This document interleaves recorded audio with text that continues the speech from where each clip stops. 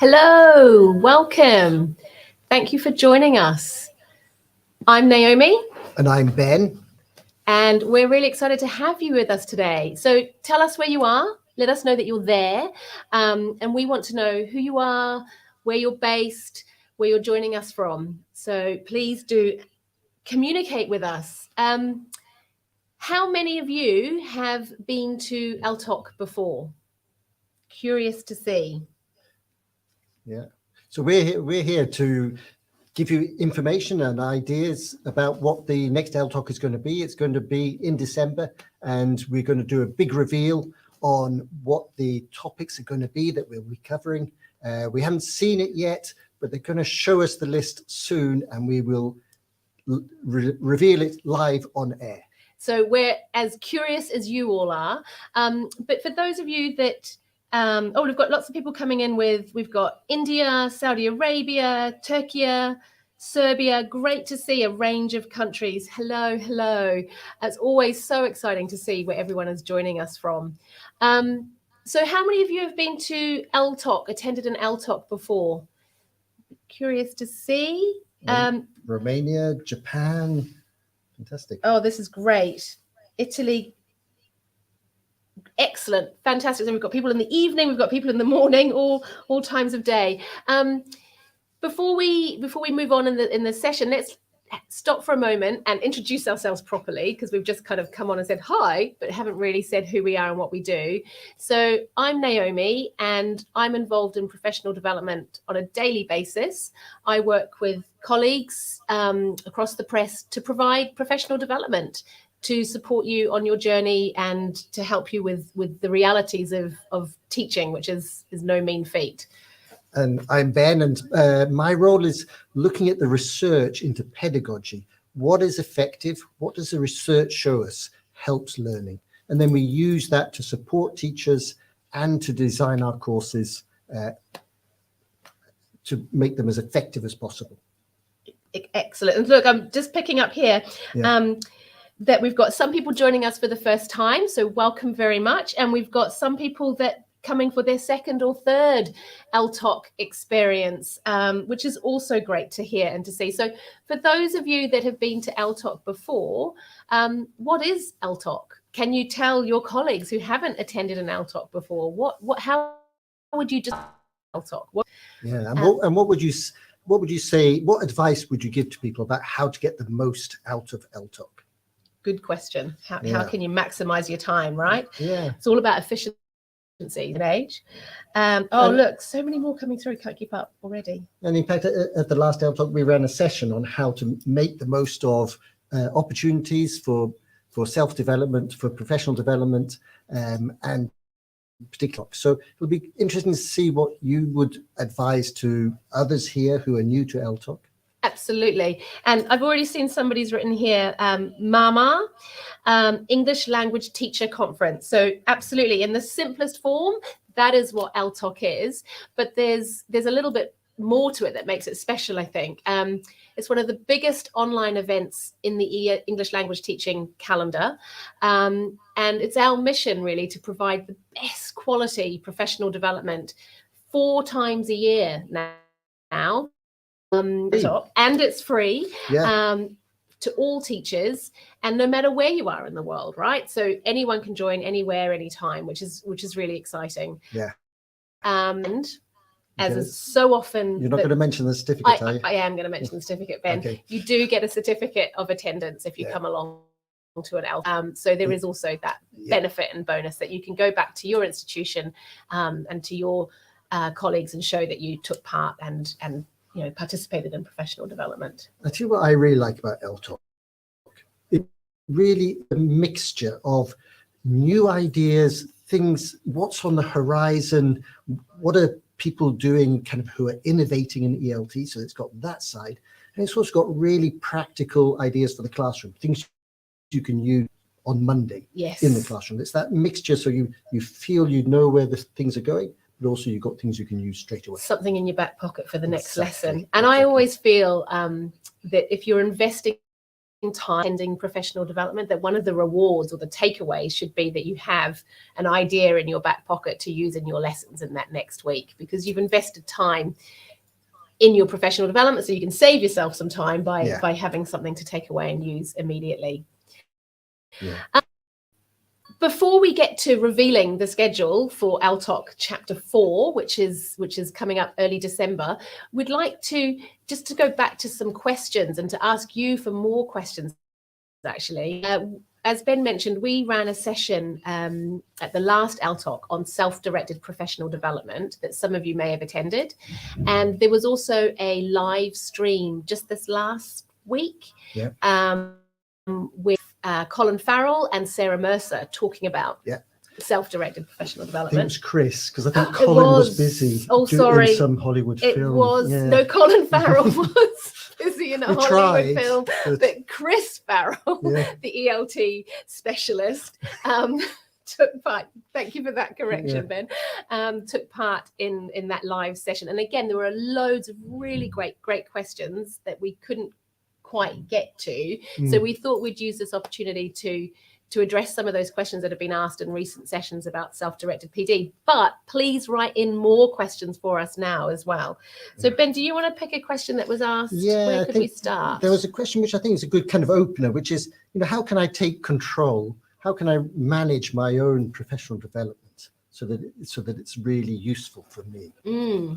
And so what's the answer? I've got to answer it now. Well, I think, we did talk a little bit about it, and part of that position paper was to give a framework for all the steps. But I think overall, the kind of summing up of that is, do you have an idea of what are the things that are most important to you? You have to kind of set out first for yourself, what are the things that concern you most, that you really want to make progress with, whether that's dealing with something you're finding difficult, or perhaps you have some ambition, something you want to do more with. And you set that out first, and then you look at the different options and really look at a menu of options, because you shouldn't just think about formal training, but it could be things which are online, it could be video, it could be an event, it could be talking with your colleagues. And then when you get ideas and insights from these other sources, then work out how you can try them out in your classroom, because you haven't really got anywhere until you've tried it out. So try it out and then see how it works, and then reflect on that. So all those stages of defining your goals, looking at the options, making a plan, trying things out, and then reflecting on that. And if you can do that collaboratively with other teachers, either in your school or online with kind of communities of teachers, that's brilliant. Yeah, I think it's that journey, isn't it? And that pathway. It's as much as turning up for this stuff or for an ELTOC session is really important, and it's part of that process. It's actually that process. And actually, this is something that Sarah and Chris, not Colin, were talking about last week. They were talking about PD being a process, not a product. It's not a thing. It's that journey. And I think that's really important to remember, that it isn't a one-off event. And I think there was another question actually that I saw, which I thought was interesting, around when do I know if I have done my PD, if I have professionally developed? And I think that's a little bit of a tough question, because there is no end point, actually. There are milestones and stepping stones and goals and targets and things that you can set yourself along the way, but I don't think there's ever an end point. And in fact, I think most of us who work in the world of education and who believe so passionately in learning and in development, we know that we just have to keep going, right? We have to keep trying the next thing, seeing what else is out there. And I think that's worth keeping in mind too. I think so. I think you can have goals which are achievable. Yes. So it could be that you want to get a promotion, you want to get a particular job, or you want to solve something which is really bugging you. Perhaps you have a sense that you could be doing more with YouTube videos and you're not quite sure how to do it. So I think you can, as you said, there are particular goals you can set, but as an approach, when do you ever stop? I mean, I don't stop, and I'm old. Oh, I think we all feel old these days, don't we? Yeah, I think that's the important thing to remember, to keep chipping away at it. Yeah. But setting yourself goals is also really important. I'm not seeing any particular questions coming through on the chat here immediately, so do feel free to write your specific questions here. Yeah. That you might have related to professional development. But in the meantime, there was a question I saw. we somebody asking about certificates, and what I'm not sure is if that is being asked in a jokey sense or in a real sense, because interestingly, whenever we do these live events, these ELTOCs, one of the most common questions in the chat box is, will I get a certificate? Do I get a certificate? And the answer is yes. You absolutely do if you attend an ELTOC session. This isn't an ELTOC session. This is a live reveal about the upcoming ELTOC. So there's no certificate for attending this, but attending ELTOC definitely gets you a certificate. And we do know that those are important to be able to evidence what you've been doing to add to your portfolio. There was a question there which caught my eye, which was around, said gamification for professional development. Oh, right. And gamification does sound a little bit like it's making it fun, and I'm sure there are ways of doing that. But the one bit of it which I thought I would pick up on is the kind of part of gamification which is about maintaining a streak, keeping a habit going. Yeah. So and I think this applies to professional development and to language learning. You're trying to do something which has a slow build. You need to keep doing it over a lot of time. So how do you kind of keep that going? How do you motivate yourself to keep going? And I think there are general things about trying to motivate yourself to sustain something which are worth bearing in mind. I mean, one of the kind of ones which is often mentioned is the 2-minute rule. That if you are going to do, maybe you want to read an article or you want to listen to a video about professional development, and you just can't get the motivation to start, then just do the 2-minute rule, which is start for 2 minutes, just commit to 2 minutes, because what you find is once you've started, you will want to carry on. But it's it's the thought of committing to 20 minutes which kind of makes people stop. So commit to 2 minutes. Oh, that's such a good reminder. And I have that about exercise. So often you try to talk yourself out of it. And I think it's just start. And if you start and you're really not in the right frame of mind, you can stop. But at least start, right? And so I think it's the same with professional development. I think so. Get going, and then you'll probably find once you're in it that you're quite comfortable and quite happy. The other thing I was going to mention is an app called Streaks, and I know there are lots of other apps that do this. They're just places it's a place where you kind of make a commitment. I'm going to watch a PD video once a week on Saturday.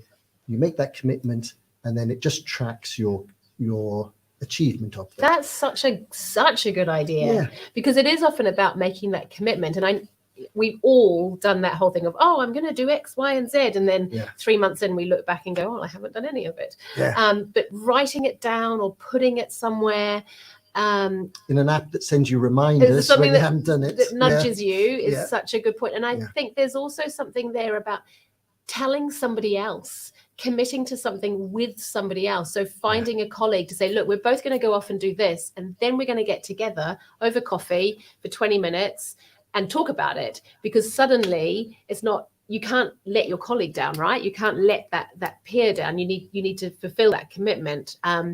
So, and then it becomes a much more enjoyable experience as well, because it's not so solo. You've now got someone to talk about it with. So I think those are some really useful techniques. Okay, so I'm looking at the comments, and there's a question here from Saida Akbarova. Lots has been said about reflection. What do you think, if you are from a non-reflective culture, how to start implementing that in the institution? What might be the first steps? Interesting. I'll hand that one to you. Thanks, Ben. I think you start small.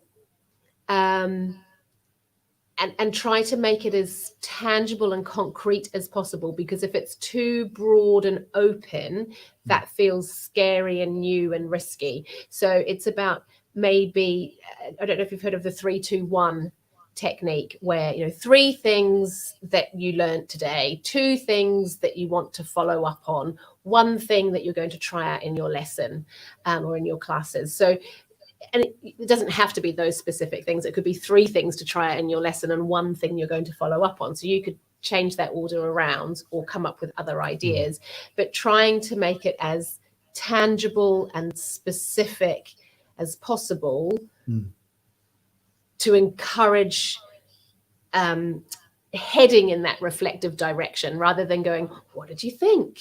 And it being all open and wide and therefore scary. So maybe that's the best way to go about things. Giving people a bit of a structure. Yeah.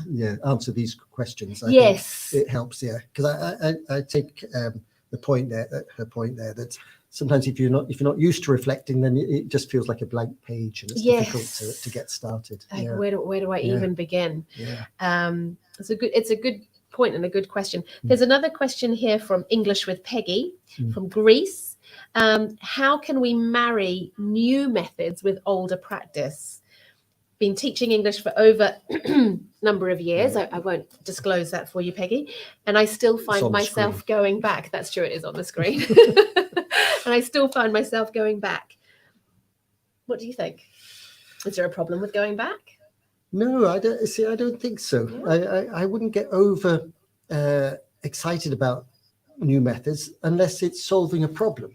You know, if you are finding that you're having difficulty, for example, explaining pronunciation, then there are things that are now available. You get great videos now which show how you position your mouth and the tongue and teeth and things to actually make the sounds. And I think that's a new thing which wasn't available when I was teaching.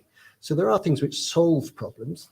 But if you're finding you're doing things without you're getting where you want to, then I wouldn't get overhung up. I agree. And there's a phrase in English, don't throw the baby out with the bathwater, which I think is a really pertinent one here, because old doesn't mean no good or broken or unusable. There's a lot to be said for things that we know work, but I guess it's about not being stuck in your ways. And if you're always looking for new things to try and you're bringing that in and meshing that with the tried and the tested, I think that's the perfect combination. Because a small thing, that's maybe what the advice is, probably just trying out one particular thing, not trying to revolutionize your whole lesson. I agree. Do incremental change rather than I'm changing everything tomorrow. I mean, the other thing I think is really useful is trying to work with some colleagues. So that getting together to plan a lesson. So if you work together with someone and planning a lesson, I think you start to get new ideas because they've got ideas, you've got ideas. It can be a bit creative, but you're kind of still in control of the lesson.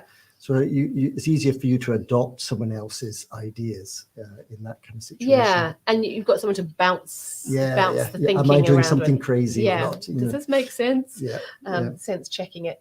There's another really nice one here, which I think links to this, about how can we develop a new activity and apply it in the classroom? And I think there's a really great, some really great support in the self-directed professional development position paper about working through that process of taking an idea and bringing it into your classroom and trying it out and giving that a little bit of structure and guidance. Like, how do I do that? What do I need to think about? So there's a template, I think, to fill in that will guide you through that process and how to do that. So I think that there's some support out there in taking an idea and getting it into your class, and then encouraging you to reflect on it and think about, did it work or didn't work? And the other thing with that, doesn't matter if it doesn't work. You will still learn from the process. So if everything doesn't have to go perfectly and be wonderful to be a success, it can be a success even if it's a failure, if that makes sense. Absolutely. No, that's right. We're continuously learning. There was, there's a question which I'm hesitating to get into because I know it's a difficult one, but someone was asking, I think you just scrolled here, people saying, maintaining their students' interest. Oh. This is a tough one. You know, I do lots of things, but it still feels a bit flat and boring. And that is a tough one. And I think one of the things to kind of accept a little bit is that language learning is challenging. It is difficult. It requires quite a lot of sustained work on something, and it isn't easy to see the progress. So it's not that you're getting it completely wrong if you are struggling with this, but there are ways to improve it at the same time. Yeah. And I think, I mean, there are so many different dimensions to human motivation, but Complex. complex. But one of them, for example, is that you've got to feel that it's about, as a learner, you've got to feel it's related to you. So trying to make activities ones where students can contribute ideas and things and points, trying to get that engagement with the students. And if that means putting them in pairs and groups first, more project type things, these tend to get a higher level of engagement. Yeah, and it's tricky. There's a lot going on in the world that is pulling people's attention in all sorts of different directions, phones and devices and news and friends and hormones and, you know, depending on the age and stage that you're at. So there's all sorts of things going on that pull us all in different directions. So I think it is harder than it used to be to get to keep students motivated and to keep them on track, I think.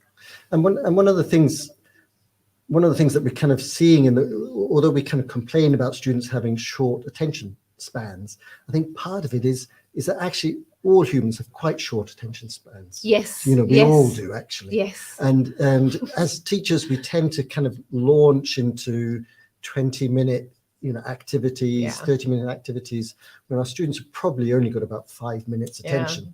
And so I think one of the other things is shortening activities, having that, breaking things up into stages a lot more, you know, a bit of a stage, check, then move on, just keep things moving and mixed up, I think is important. I heard something about 20 years ago around attention spans, which was their age plus a minute.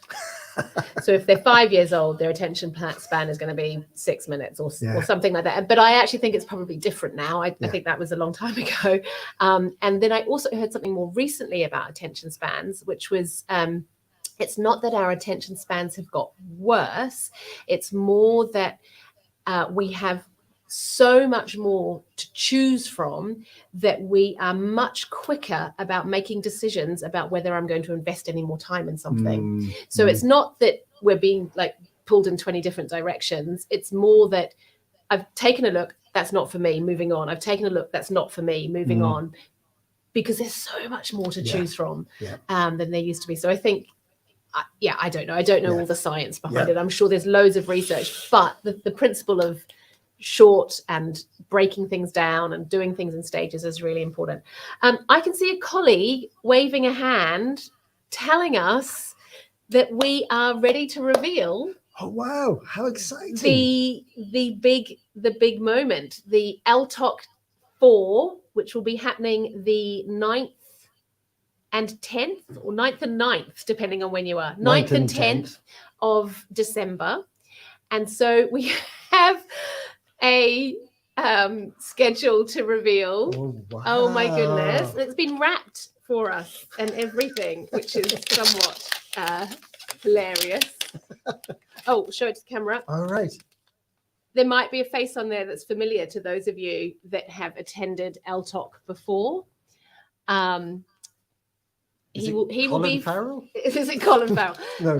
He will be featuring in ELTOC chapter 4, that familiar face. I feel like this is very special. So exciting. Oh my goodness, there's bits of stuff now in my glasses. Right. Da, da, da. Right. There we go. And what does it say? Right. We are going to talk you through. I've got all these little bits of confetti all over me.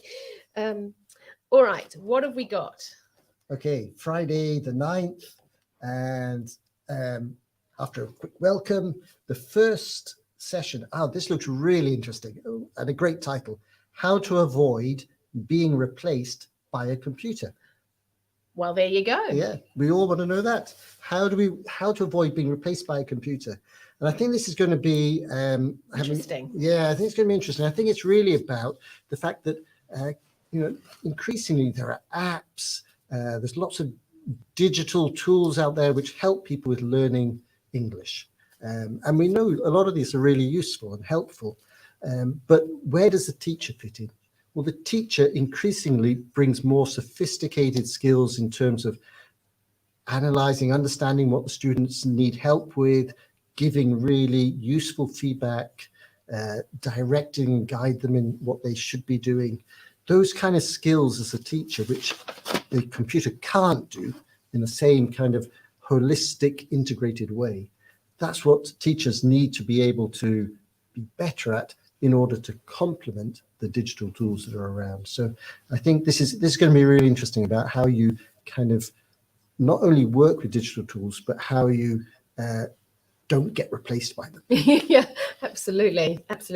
And that's Mark and Ed, two people who are in our professional development team here at Oxford University Press with, again, I'll be polite, a few years of experience between them. And then we move on to a session about integrating pronunciation teaching and learning into the classroom. Pronunciation is a really interesting topic. It keeps coming up as one that people are interested in learning more about. There was a position paper that was launched earlier this year or late last year, I can't remember now, on that topic.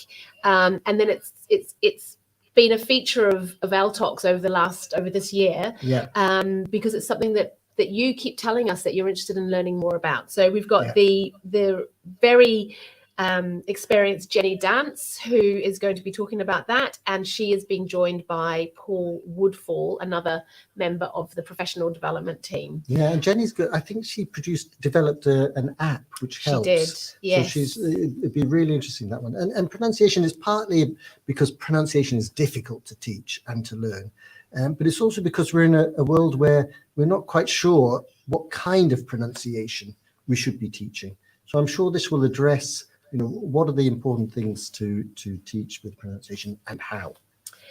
And then we move on to stories from the teacher with Jamie Keddy.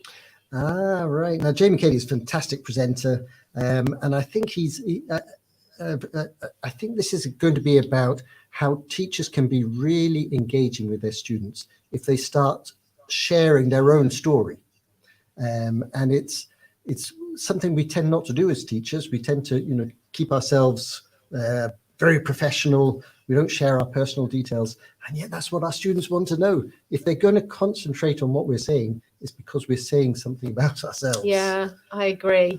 I had a situation when I was teaching in the Czech Republic, and I was in a supermarket on a Saturday, and a young student sort of saw me and did this double take and looked totally shocked. And I realized that they were surprised that I wasn't in the classroom. And I think sometimes our students think that we sleep under our desks and eat chalk. Obviously, it wouldn't be chalk in this day and age. It would be marker pens or pointers. Yeah. And so I think it's really important to share a little bit about who we are and what makes us tick, so that they can feel connected to us as individuals and as human beings, just like we want to know about them. Yeah. So that will be interesting, I think, and how to utilize that. Yeah, because I think we often ask a lot of personal questions to our students. We ask them, what did you do at the weekend, and things like that. And we're asking them to share without necessarily sharing about ourselves. Agreed. I think we have to open up a little bit too. And there's nothing like a story, is there, to make people listen. Stories are the key. Yeah. And speaking of stories, nicely done there, Ben. That's a beautiful segue. Thank you. The beginning of day 2, which is Saturday the 10th, we will be looking at extensive reading, what, why and how, with Oliver Bailey and June Lee, 2 more people from the OUP professional development team.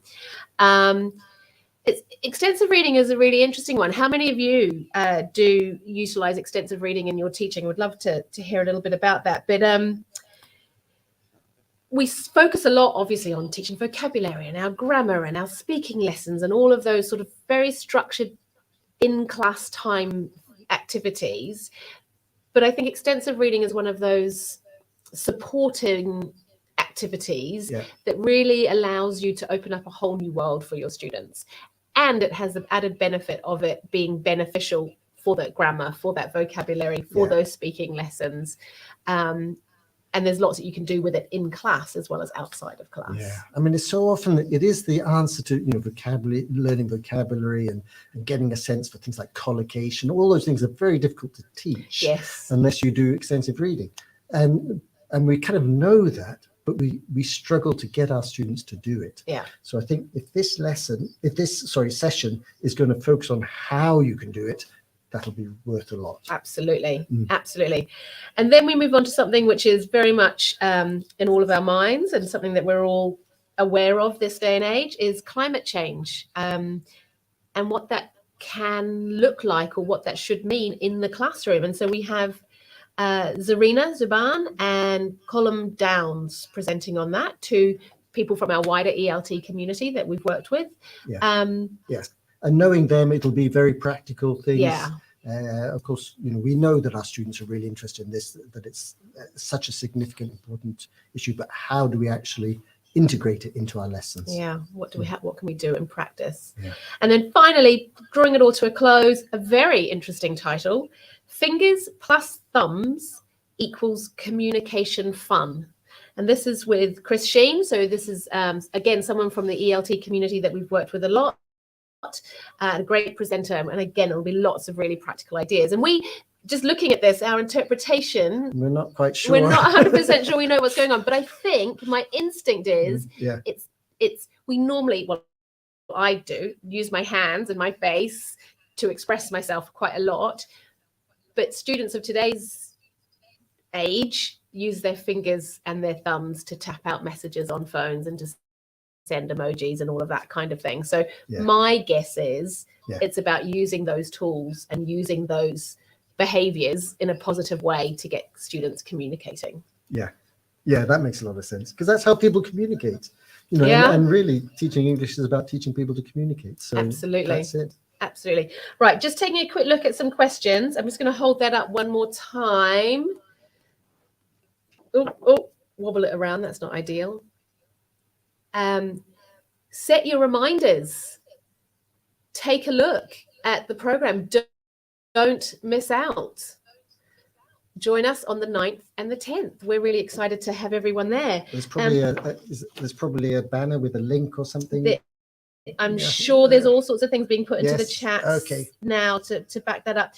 What are your thoughts on that as a program? Would love to hear what you think, and would also love to hear about what your thoughts are for ELTOC 2023. We're coming to the end of the year, heading into that zone now. So it's a good opportunity to think back on, okay, where have you come from this year? What have you learned over your professional development journey this year? And this next ELTOC is the 4th one. So yeah, where have you developed and grown and changed as a teacher this year, and looking to go 23? And we'd love to hear from you about what it is you'd like to see in ELTOC 2023, because we want it to be informed by what it is you need. I mean, what's earlier I noticed gave a request for a topic. I'm sure we'll go through the comments in more detail afterwards, but there was one about the virtual reality.